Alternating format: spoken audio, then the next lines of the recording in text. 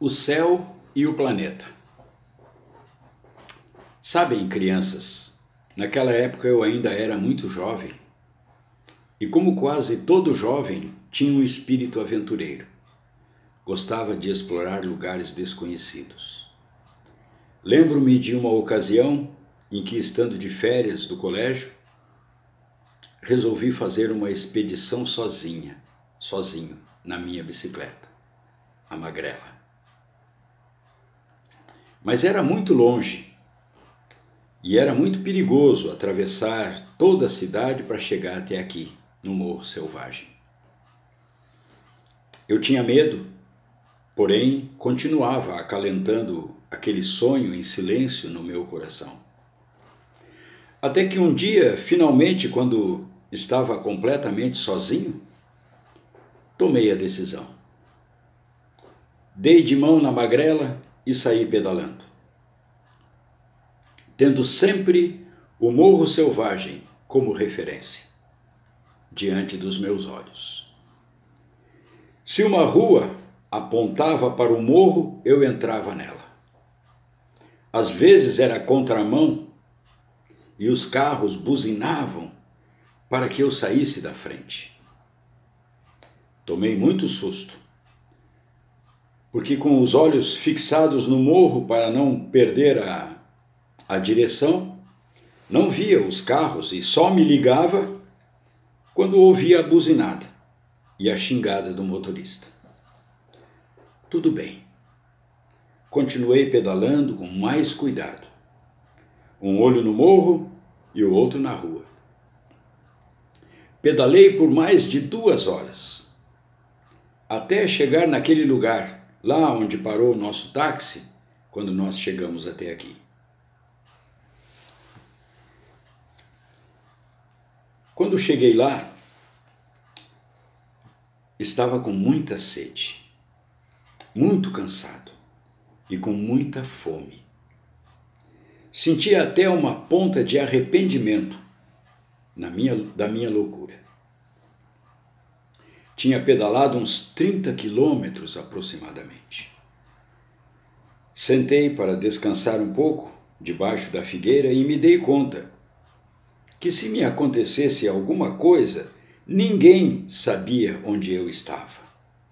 Estava completamente só e ainda tinha que voltar tudo aquilo de novo. E se eu fosse assaltado? E se roubassem a minha Magrela? O que ia ser de mim? Como iria voltar?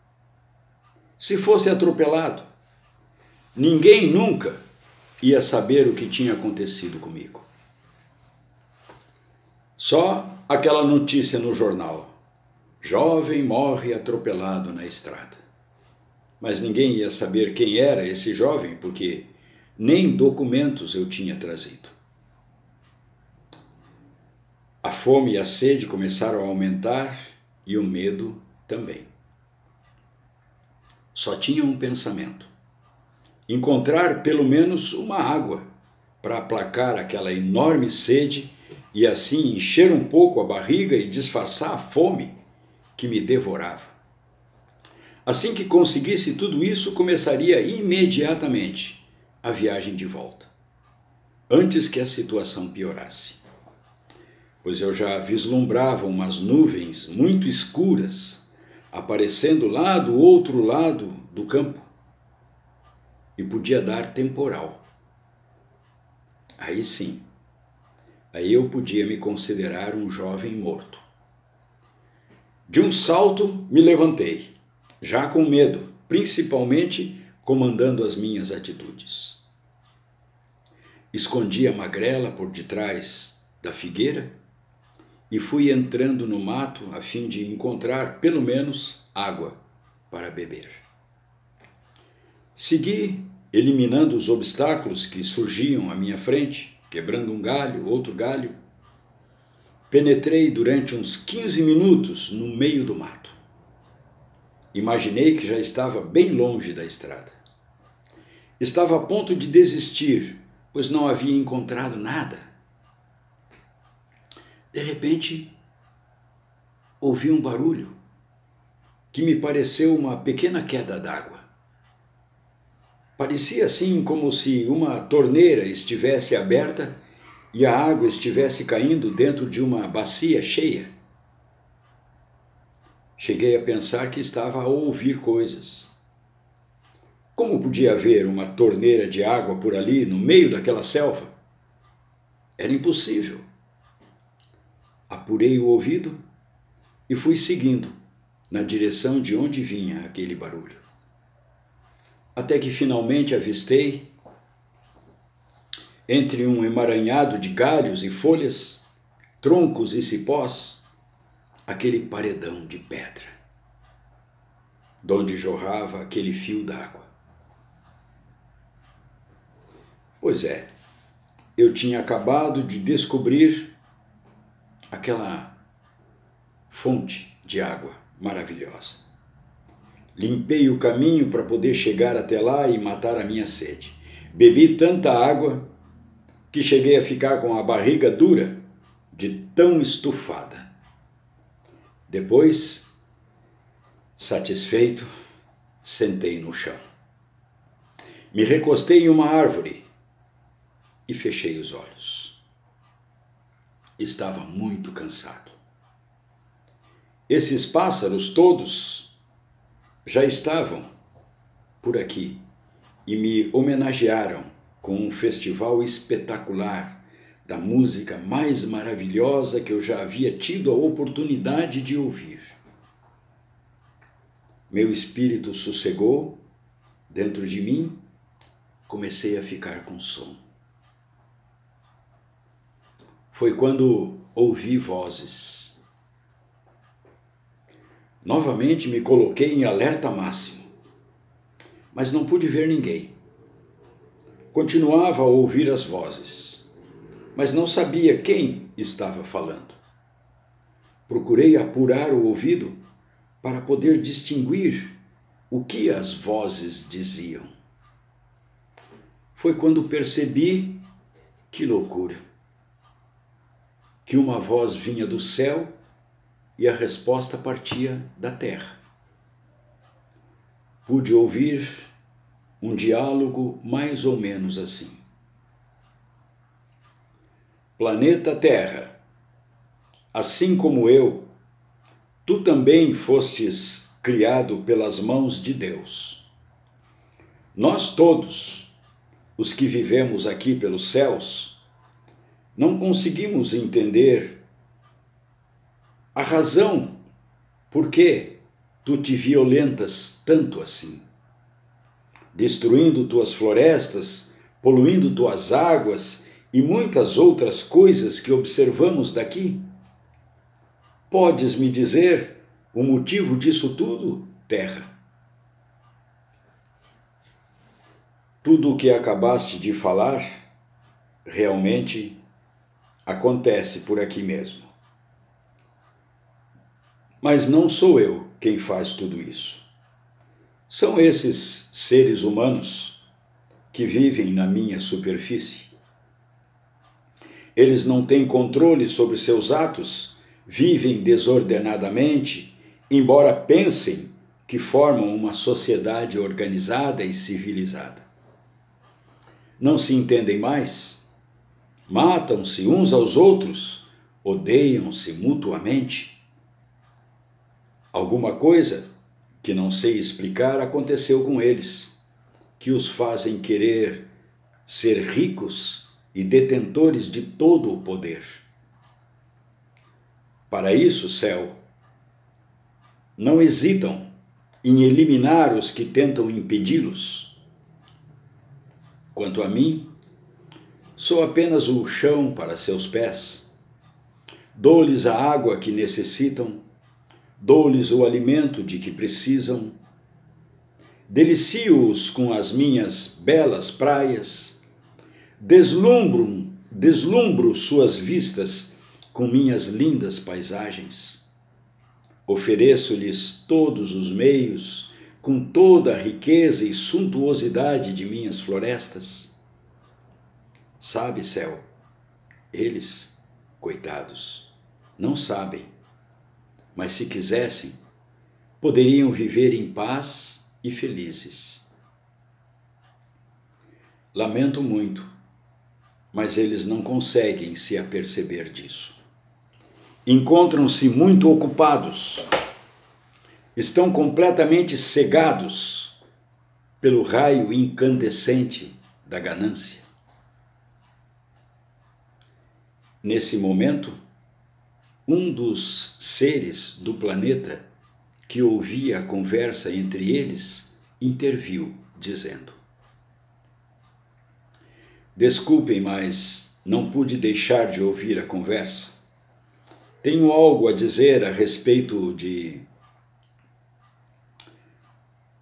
Pode falar, ser humano, disse o céu, piscando o olho para o planeta. E o ser humano continuou: eu, como um dos seres que vivem neste planeta, sou um dos poucos que ainda têm consciência de tudo isso que a Terra acabou de falar. Realmente, entre nós, existem aqueles que querem conquistar o poder e sobrepujar os demais. Eles são a minoria, porém, são detentores de grande força política e de poder econômico. Com isso, dispõem de todas as condições para manejar a opinião e a vontade de todos os seres em todos os cantos do planeta. Eles são os donos dos empregos, os donos da comida, das roupas, das terras. São eles que mandam na educação, determinam até quais os tipos de doença que podem ser curadas e quais as que podem continuar nos molestando. Duas das maiores indústrias mundiais são as duas doenças que maior terror causam aos habitantes da Terra. Esses dois males não podem ser erradicados, pois gera muitos recursos a uma parcela, não muito pequena, de grandes e poderosos empresários. Eles são aqueles que determinam as programações dos canais de televisão, com raras exceções de alguma ou outra emissora de menor importância. São os verdadeiros donos da comunicação, são os que formam opiniões em favor dos próprios interesses. Quase nada do que vemos, lemos ou ouvimos é sincero e espontâneo. Tudo é planejado e enganoso. São poucos os que reagem a esse estado de coisas. Os que o fazem com maior veemência, por acaso, desaparecem. Mas os que se manifestam modestamente são mantidos sob constante vigilância, para que não se aprofundem. Em consequência de tudo isso, nós e o planeta sofremos com danos irreparáveis. Nem acho que seja necessário citar esses danos, pois já os conheceis de sobra. Diante de tudo isso, planeta, e por tudo isso, céu, e por ainda muitas outras coisas é que eu, um ser humano consciente da vileza da minha raça e que vê a maldade crescer como uma bola de neve, rolando montanha abaixo, não vejo como possamos ser salvos. E salvar você, querido planeta. Tudo aqui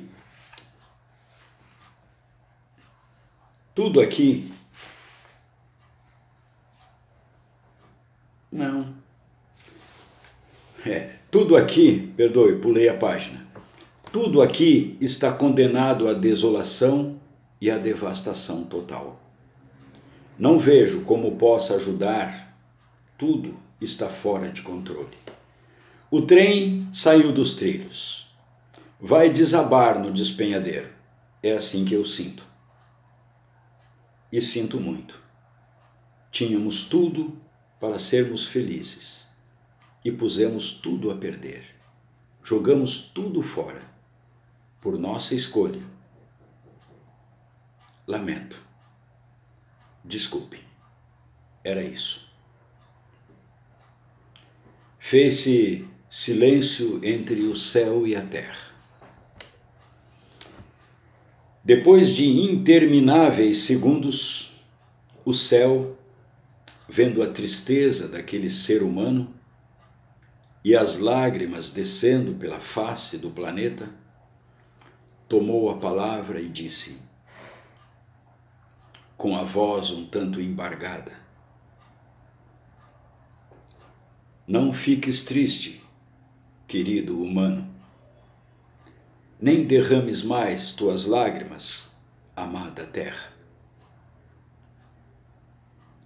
O trem ainda está nos trilhos e não haverá de despencar no precipício. O maquinista não dorme e, além disso, é sábio, hábil e destemido. Conduzi-lo-á em segurança até a última estação, conforme o planejado por ele. E quando chegar na última estação, haverá de confortá-los e secará suas lágrimas. Nunca mais chorareis, nunca mais sofrereis, nunca mais sereis tristes. Finalmente, sereis felizes. E tudo voltará ao controle absoluto da majestade. Pronto. Agora sorriam, deem-se as mãos, sigam suas vidas e continuem cumprindo seus deveres. Confiem ao maquinista a condução do trem. Prossigam amando-se uns aos outros. Depois disso, um som mais forte, talvez produzido por algum animal, fez com que eu acordasse. Tinha adormecido de cansaço e sonhava com a terra e o céu conversando na maior tranquilidade na presença de um ser humano.